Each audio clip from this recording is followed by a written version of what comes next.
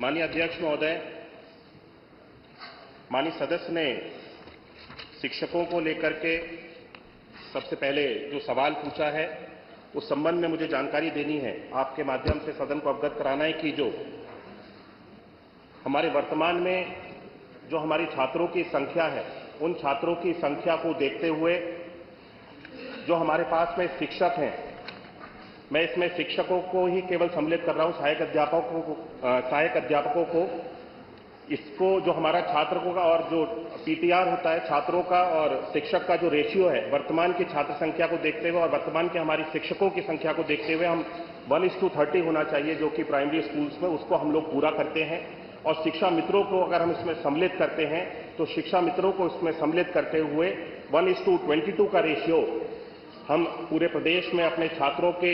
अनुपात में शिक्षकों को जो संख्या है उसके बराबर हम इसको पूरा कर पाते हैं। तो मुझे वर्तमान में अभी जब शिक्षकों की आवश्यकता उत्तर प्रदेश सरकार को अपनी छात्रों को संख्या को देखते हुए हुई, तो हमारी सरकार के समय में ऐसे समय समय पे अलग अलग भर्तियों के माध्यम से भी शिक्षकों की नियुक्ति की गई है। मैं सदन को आपके माध्यम से अवगत कराना चाहता हूं कि 2018 में 12,460 सहायक अध्यापक प्राथमिक भर्ती की प्रथम चरण में 5,948 शिक्षकों को नियुक्त किया गया था। 2018 में 68,500 सहायक अध्यापक भर्ती में 45,567 शिक्षकों को नियुक्त किया गया और 69,000 सहायक अध्यापक भर्ती में 2020-21 में 69,000 टीचर्स को रिक्रूट किया गया, नियुक्त किया गया और 12,460 सहायक अध्यापक भर्ती में 2023-24 में 5,856 शिक्षकों को नियुक्त किया गया। ये मिलाकर के कुल 1,26,371 शिक्षकों को हमारी सरकार के समय में नियुक्ति दी गई है। अब जब वर्तमान में छात्रों की और शिक्षकों का अगर अनुपात हम लोगों को इस तरह से अवगत महसूस होगा कि छात्रों की और अगर छात्र बढ़ रहे हैं तो आने वाले समय में शिक्षकों की अगर आवश्यकता होगी तब इसके ऊपर विचार किया जाएगा। वर्तमान में कोई नई नियुक्ति को निकालने के लिए सरकार का कोई विचार नहीं है। माननीय सदस्य ने और भी प्रश्न किए कि जो नियुक्ति अभी कोर्ट में विचाराधीन है, कोर्ट में जो सुप्रीम कोर्ट में 69,000 की एक भर्ती हमारी विचाराधीन है, जिसपे माननीय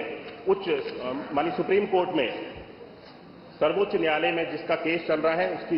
लिए हमारी सरकार की ओर से पूर्ण रूप से पहल की जा रही है। जो भी हमारी सरकार का उसमें योगदान हो सकता है, हम स्वयं चाहते हैं कि शिक्षकों की ये जो भर्ती की प्रक्रिया है इसको जल्द से जल्द समाप्त किया जाए और सरकार की ओर से इसमें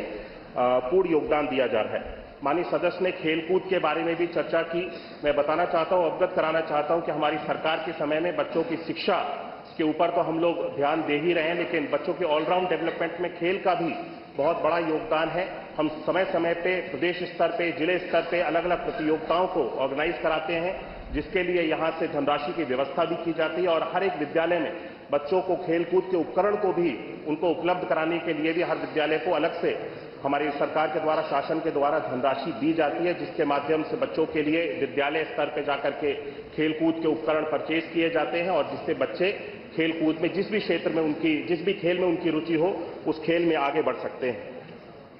माननीय सदस्य ने यह भी प्रश्न उठाया कि हमारी सरकार के समय में विद्यालयों को बंद करने का कार्य किया जा रहा है। मैं याद दिलाना चाहता हूं कि 2017 से पहले उत्तर प्रदेश में परिषदीय विद्यालयों की जो स्थिति थी वो किस तरह की स्थिति थी। बच्चों को स्कूल में जाकर के पठन पाठन के कार्य की कितनी सहूलियत होती थी, हम सब लोगों ने, पूरे प्रदेश ने देखा है। 2017 के बाद से उत्तर प्रदेश में खास तौर पर परिषदीय विद्यालयों में ऑपरेशन कायाकल्प के माध्यम से जिस तरह से हमारी सरकार के द्वारा विभिन्न 19 पैरामीटर्स पे कार्य किया गया और परिषदीय विद्यालयों की एक तरह से पूरे प्रदेश में तस्वीर को बदलने का कार्य किया गया। हमारी सरकार के समय में किसी भी विद्यालय को बंद करने का निर्णय हम लोगों ने नहीं लिया है और हमारी सोच भी नहीं है कि बच्चों की पढ़ाई के लिए जो विद्यालय चल रहे हैं उसको बंद किया जाए, बल्कि हम सब लोग आने वाले समय में अत्याधुनिक और नए और उच्च स्तर के, बढ़िया स्तर के विद्यालयों को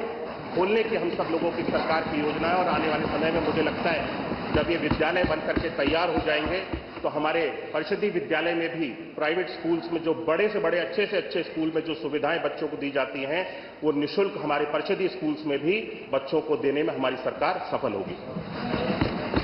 ये आ गया पूरा उत्तर, पूरा आ गया। इसमें जितने भी बातें थी सब आ गई बड़ी स्पष्ट।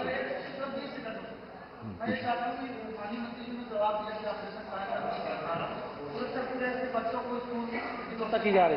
भारत सरकार के आंकड़े कहते हैं कि पूरे उत्तर प्रदेश में 7,85,000 बच्चे स्कूल नहीं जा रहे हैं। तो क्या सरकार की कार्ययोजना में किसी प्रकार की कोई कमी है कि ये बच्चे विद्यालय नहीं पहुंच पा रहे हैं? आप अगर कह रहे हैं कि ऑपरेशन कायाकल्प से विद्यालयों की संरचना बहुत हो गया, तो 7,85,000 बच्चे कैसे स्कूल नहीं जा रहे? सरकारी आंकड़े, इस पर माननीय मंत्री जी कुछ जवाब देना चाहेंगे?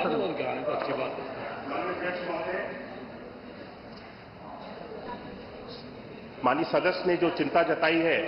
कि बच्चों को भारत सरकार का उन्होंने कोई डेटा कोट किया है सदन में, जिसके माध्यम से उन्होंने ये बताया कि 7 लाख कुछ संख्या में बच्चे विद्यालय नहीं जा रहे हैं। मैं इसकी अवश्य जानकारी करा दूंगा, लेकिन मैं प्रदेश स्तर पर बताना चाहता हूं कि उत्तर प्रदेश सरकार के द्वारा इस चीज को हम लोग पूरी तरह से सुनिश्चित करने का प्रयास कर रहे हैं। हम लोग हर वर्ष ये नहीं, आप मंत्री जवाब दे रहे हैं, आप आगे आ रहे हैं, बैठिए प्लीज। हम लोग हर वर्ष अभियान चला करके विशेष तौर पे, जिसमें सभी माननीय जनप्रतिनिधिगण, सभी हमारे विभाग के अधिकारीगण और